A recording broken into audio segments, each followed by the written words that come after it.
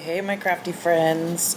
We're working on fall projects. We wanted to get a head start for the fall season, and we're going to do some dryer vent pumpkins.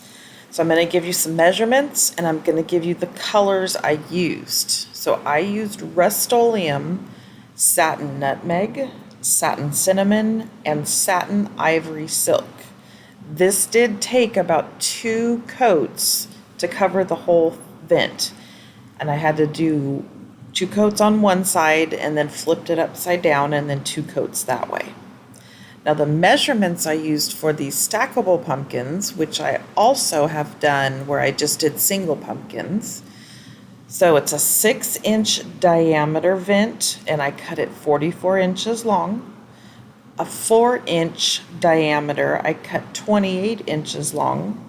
And a 3-inch diameter I cut 23 inches long. So that's the measurements for the 3 that I've done here, and I stacked them. I used a dowel in the center and then just embellished them up. Hot glue or Gorilla Glue would work excellent on these because if they're going to be outside, in California we still get a hot temperature, those should hold. Sometimes in colder climates the hot glue won't hold. You just have to keep re-gluing it. So I'm putting Spanish moss in between the pumpkins just to kind of hide that area when you put the 2 together.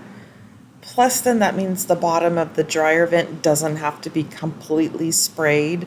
You can still see a little bit of the silver.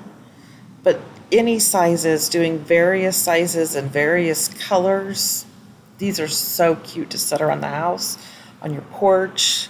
If you're doing a craft fair, do these in all different sizes.